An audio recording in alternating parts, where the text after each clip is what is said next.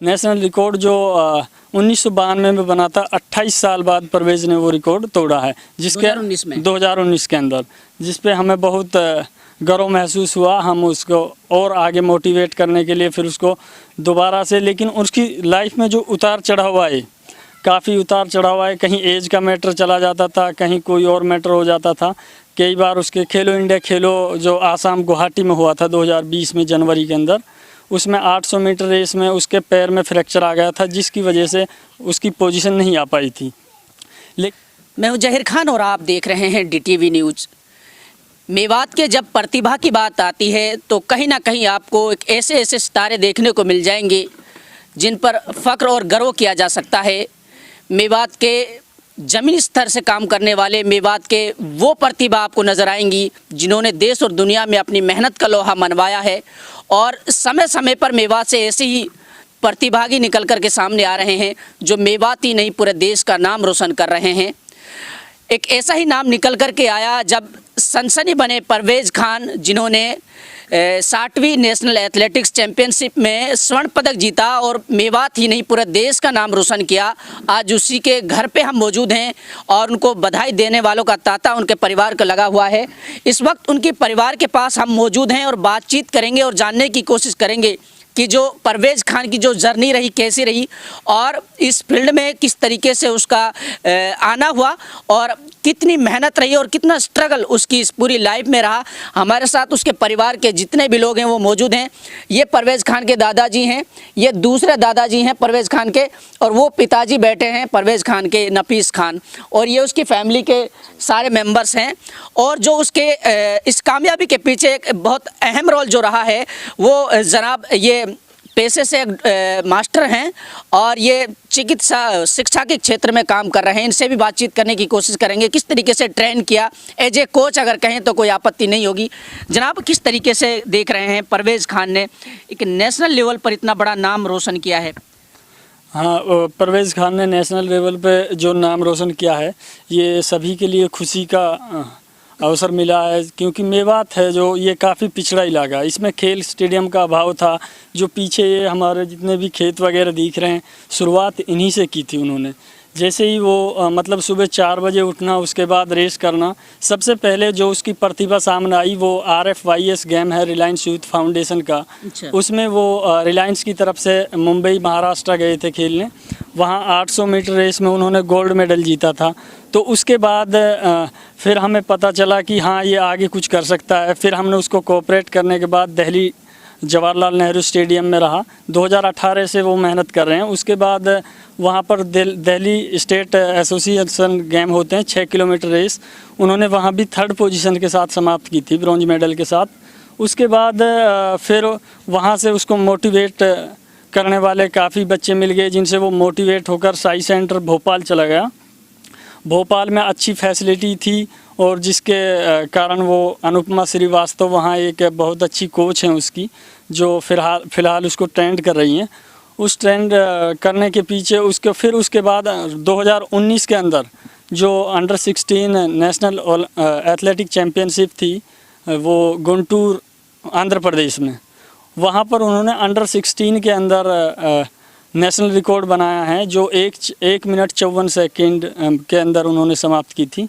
National record जो 1992 में बना था, 28 साल बाद परवेज़ ने वो रिकॉर्ड तोड़ा है, जिसके 2019 के अंदर, जिस पे हमें बहुत गर्व महसूस हुआ। हम उसको और आगे मोटिवेट करने के लिए फिर उसको दोबारा से, लेकिन उसकी लाइफ में जो उतार चढ़ाव आए, काफ़ी उतार चढ़ाव आए, कहीं एज का मैटर चला जाता था, कहीं कोई और मैटर हो जाता था। कई बार उसके खेलो इंडिया खेलो जो आसाम गुवाहाटी में हुआ था 2020 में जनवरी के अंदर, उसमें 800 मीटर रेस में उसके पैर में फ्रैक्चर आ गया था, जिसकी वजह से उसकी पोजीशन नहीं आ पाई थी। लेकिन उसके बाद उन्होंने उसको रिकवर किया। रिकवर करने के बाद अब एज का जो अंडर 18 जूनियर एथलेटिक चैम्पियनशिप थी, उसमें उसको ओवर एज करके बाहर निकाल दिया। लेकिन उसके बाद भी उन्होंने फिर ओपन में खेलने की प्लानिंग की, और जो 60वीं नेशनल एथलेटिक चैम्पियनशिप ओपन जो अभी वरंगल तेलंगाना में हुई है, उसमें उन्होंने जो अजय कुमार सरोज, वो 3 बार गोल्ड मेडलिस्ट हैं, 2 बार एशियन मेडलिस्ट हैं, जो उसको बीट किया है। क्योंकि उनमें जो परवेज़ था वो ये काफ़ी शॉर्ट और अननोन सा पर्सन लग रहा था, क्योंकि पहली बार ओपन खेल रहा है। तो लेकिन उसके बाद भी उन्होंने उसको पछाड़ा और काफ़ी लीड बनाने के बाद वो जीता, जिस पे हमें ही नहीं पूरे देश और मेवात को गर्व है। अच्छा, आपसे ये जानना चाहेंगे, जब जो भी प्रतिभागी रहे, शायद 10 प्रतिभागी उसमें थे, तो उसमें से रेलवे डिपार्टमेंट से भी कुछ आए और कुछ सेना से भी निकल करके आए, उनको बहुत अच्छे लेवल की ट्रेनिंग दी जाती होगी, और एक ये परवेज़ खान जो एक ग्रामीण क्षेत्र से निकल करके गया, कितना चुनौतीपूर्ण रहा? आप लोगों की बातचीत हुई हो उनसे? नहीं, चुनौतीपूर्ण तो कुछ नहीं, बस कॉन्फिडेंस लेवल उसका कुछ हाई था, और अल्लाह के ऊपर डिपेंड होती हैं सारी चीज़ें। तो उनसे मेरी बात हुई थी रेस से पहले, तो मैंने उसे एक ही बात समझाई थी कि कोई दिक्कत नहीं है, चाहे कितना भी बड़ा रेसर हो या कितना भी बड़ा कोई भी खिलाड़ी हो, सबके रिकॉर्ड, जो भी रिकॉर्ड बने हैं वो सारे टूटने के लिए बने हैं।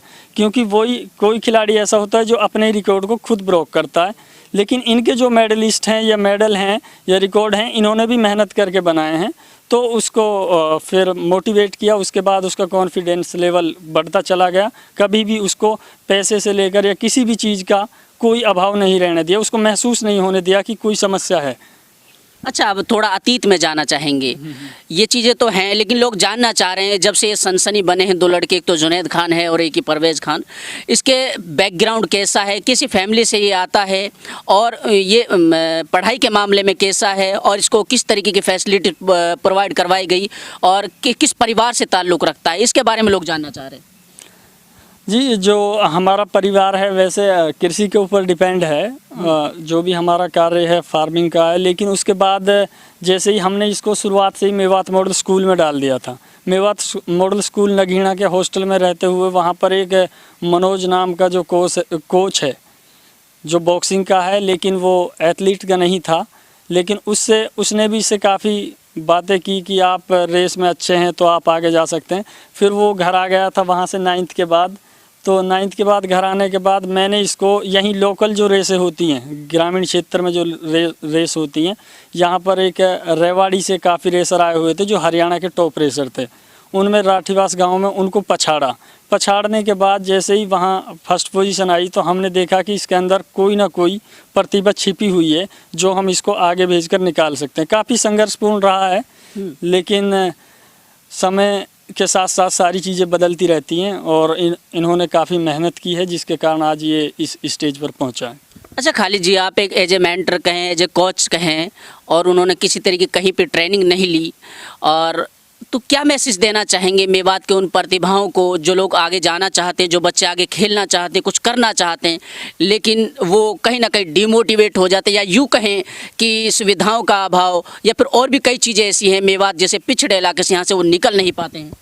नहीं, सबसे बड़ी चीज़ तो ये है कि जो भी, अगर पहले हमारे यहाँ अगर कोई भी खेल स्टेडियम हो, सबसे बड़ा अभाव यहाँ खेल स्टेडियम का है।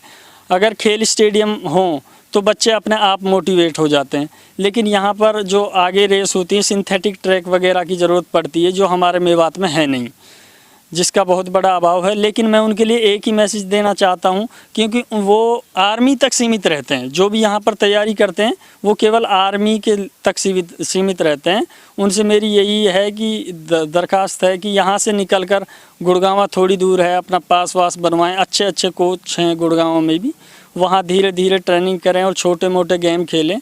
उसके बाद ही वो मोटिवेट होंगे। जो वहाँ पर प्लेयर्स मिलेंगे, काफ़ी अच्छे प्लेयर्स मिलते हैं, उनसे मोटिवेट होकर वो आगे जा सकते हैं। अच्छा, आगे कौन कौन सी चैंपियनशिप होने वाली है, और आगे की क्या प्लानिंग है परवेज़ खान की? आगे की जो प्लानिंग है, ये इसने जो कतर में होने वाला है 2022 में एशियन गेम्स, उसके लिए क्वालिफाई कर लिया है। 2022 में है, उसकी तैयारियां अब चल रही हैं। लेकिन उससे पहले 27 सितंबर से 29 तक दिल्ली में अंडर-23 जो ओपन नेशनल एथलेटिक चैम्पियनशिप है, पहली बार दिल्ली में होने जा रही है। उसका फर्स्ट ही जो है टूर्नामेंट है, जिसमें परवेज़ अब भाग ले रहे हैं। जैसे ही वो वहाँ से आते हैं, वहाँ से 27 तारीख को अपना सीधा पहला यहाँ अंडर-23 गेम्स खेलेंगे। उसके बाद सीधा फोकस एशियन गेम्स पे है। लोगों में उत्सुकता बनी हुई है परवेज़ खान को देखने की, क्योंकि अब वो एक आम खिलाड़ी नहीं रहे, एक आम लड़का नहीं रहे हैं, वो एक कहेंगे कि एक सेलिब्रिटी बने हुए हैं। तो कब आना हो रहा है मेवात में? मेवात में वो 28 सितंबर को 28 तारीख को आ रहे हैं, जिसके लिए मेवात से काफ़ी फ़ोन कॉल्स मैसेज वगैरह आ रहे हैं।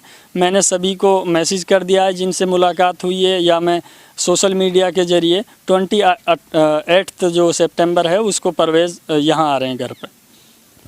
जी देखिए, ये थे हमारे साथ खालिद खान जो कि उसके चाचा हैं, और अगर यूं कहें कि उसके कोच हैं तो कोई संकोच नहीं होगा।